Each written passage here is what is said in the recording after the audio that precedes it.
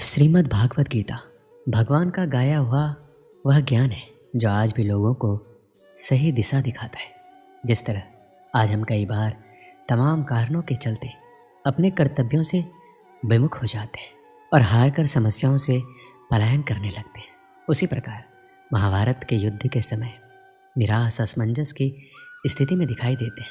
तब भगवान श्री कृष्ण ने उन्हें जो दिव्य ज्ञान दिया वह गीता के रूप में हमारे सामने है। कलयुग की आपाधापी भरी जिंदगी में आखिर क्यों जरूरी है गीता का पाठ, इसे जानने के लिए आपको गीता का सिर्फ पठन नहीं बल्कि मनन करना होगा। दरअसल जब कभी कोई व्यक्ति कर्तव्य पथ पर चलते हुए व्यक्तिगत, पारिवारिक, व्यावसायिक या ऐसे किसी विचार व्यूह में उलझता है तो उसे उसके माध्यम से सही रास्ता प्राप्त होता है। जीवन के उस मोड़ पर जब कोई व्यक्ति को कोई रास्ता नहीं सूझता तब वह खुद को तमाम समस्याओं से घिरा पाता है तो कर्तव्य अकर्तव्य के असमंजस में फंस जाता है।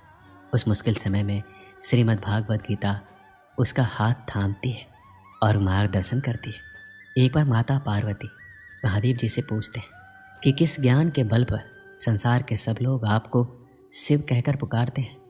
पूछते हैं मृगछाला ओढ़े और अपने सभी अंगों में शमशान की विभूति लगाए, गले में सर्प और नर मुंडों की माला पहने हुए हो, इनमें से तो कोई पवित्र नहीं है, फिर आप किस ज्ञान से पवित्र माने जाते?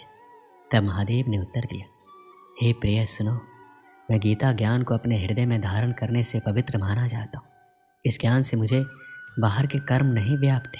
तब पार्वती जी ने कहा, हे भगवान, जिस गीता ज्ञान की आप ऐसी स्तुति करते हैं उसके श्रवण से कोई कृतार्थ भी हुआ है?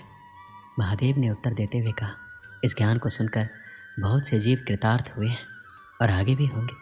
दोस्तों, आज के इस वीडियो में आप सभी को गीता का प्रथम अध्याय के बारे में हम विस्तृत जानकारी देंगे, तो इस वीडियो को पूरा जरूर देखिएगा। श्रीमद् भागवत गीता के सबसे पहले दो शब्द धर्म क्षेत्र कुरुक्षेत्र है। इस जगत में हम जीवन जीते हैं और जीवन हमारा कुरुक्षेत्र भी है और धर्म क्षेत्र भी। ये हमारी कर्म भूमि है जहाँ हम अपने कर्तव्यों का निर्वहन करते हैं। अर्जुन, जो कि गीता के शुरुआत में अपने जीवन के सबसे महत्वपूर्ण युद्ध को लड़ने जा रहे थे, किंतु वह अत्यधिक हताश, निराश, भ्रम मोह में था। हम भी अपने जीवन में इसी तरह से हताशा और निराशा का सामना करते हैं और इन परिस्थितियों में भगवान श्री कृष्ण जो समाधान देते हुए कहते हैं, हृदय की क्षुद्र दुर्बलता, सारे भ्रमों को पीछे छोड़ सब कुछ भुलाकर खड़े हो जाओ मेरे साथ। तो यहाँ श्री कृष्ण जी अर्जुन को केवल शाब्दिक ज्ञान ही नहीं अपितु प्रायोगिक ज्ञान भी प्रदान करते हैं जिससे उसे विजयश्री प्राप्त होती है। तो यही शुरुआती दो शब्द हमें जीवन के लिए गूढ़ प्रेरणा और दिशा प्रदान कर रहे हैं। क्या आप जानते हैं गीता का अर्थ क्या होता है? गीता शब्द का अर्थ है गीत और भागवत शब्द का अर्थ है भगवान। अक्सर भागवत गीता को भगवान का गीत कहा जाता है। यह भगवान का गीत है, इसलिए गीता का नाम गीता ही पड़ा। गीता में लिखा है, क्रोध से भ्रम पैदा होता है, भ्रम से बुद्धि व्यग्र होती है, जब बुद्धि व्यग्र होती है तब तर्क नष्ट हो जाता है और जब तर्क मरता है तो मनुष्य का विवेक नष्ट हो जाता है और उसका पतन शुरू हो जाता है। इस आधार पर कई ज्ञान और बुद्धि को खोलने वाली बातें लिखी है। जब हम शत्रु और समस्या को देखते हैं तो हमें बहुत ही बड़ी और विकराल दिखाई देती है और मन में ये डर भी रहता है कि अगर हम इसमें घुस गए तो क्या होगा? क्या हम इस समस्या से बाहर आ पाएंगे? क्या हम जीत पाएंगे? कुछ इसी प्रकार की सोच से दुर्योधन भी गुजर रहा था। दुर्योधन गुरु द्रोणाचार्य से कहता है कि बड़े बड़े धनुष वाले तथा युद्ध में भीम और अर्जुन के सामने सूरवीर तथा महारथी राजा द्रुपद, चिकितान तथा बलवान काशीराज, पुरोजित, सुभद्रा पुत्र अभिमन्यु एवं द्रौपदी के पांचों पुत्र, ये सभी के सभी महारथी हैं। इससे हमें ये पता चलता है कि चाहे शत्रु हो या शत्रु के जैसी समस्या, उसके बारे में सब कुछ जानना चाहिए। समस्या के हर पहलू से हमें वाकिफ होना चाहिए और उसके हर अंग के बारे में हमें मालूम होना चाहिए, जैसे कि उस स्थिति में दुर्योधन भी कर रहा था।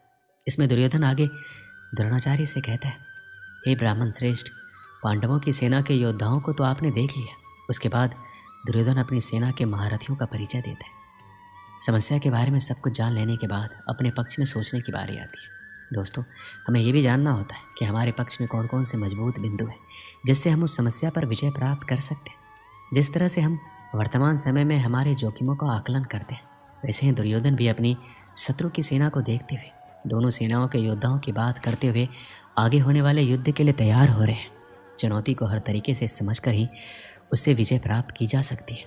युद्ध में जब तैयारी होती है तो वो दोनों तरफ से होती है और हर पक्ष अपने विजय की आशा में अपनी सेना को भरोसा देता है।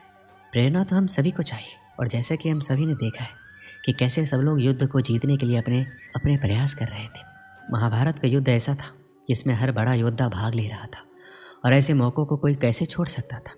इसमें हमारे लिए ध्यान देने वाली बात यह है कि सच्चा योद्धा तो वही है जो युद्ध के लिए तत्पर रहे, युद्ध को अपना जीवन माने या चुनौती माने, जो भी माने, परंतु इसके लिए हमेशा तैयार रहे।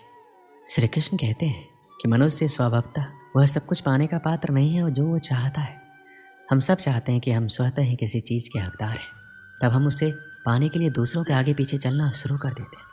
जब भी हम दुर्योधन के बारे में सोचते हैं तो वह एक ईर्ष्यालु और व्यक्ति के रूप में सामने आता है, लेकिन क्या आपने कभी ये सोचा है कि हम सभी में कहीं ना कहीं दुर्योधन भी है।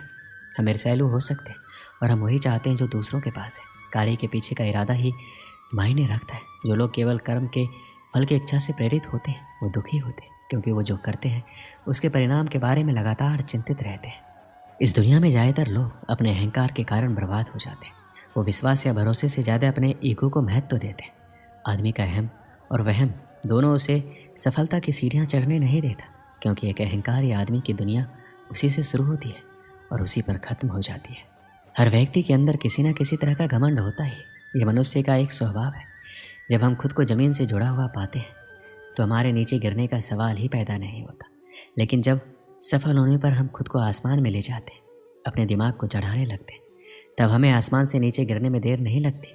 अहंकार को अपने दिमाग में घर ना करने दें, नहीं तो आपने जितनी जल्दी सफलता की सीढ़ियाँ चढ़ी है, आपको वहाँ से नीचे उतरने में देर नहीं लगेगी। एक समय की बात है, रामनगर गांव में एक बूढ़ा आदमी अपने पुत्र के साथ रहता था।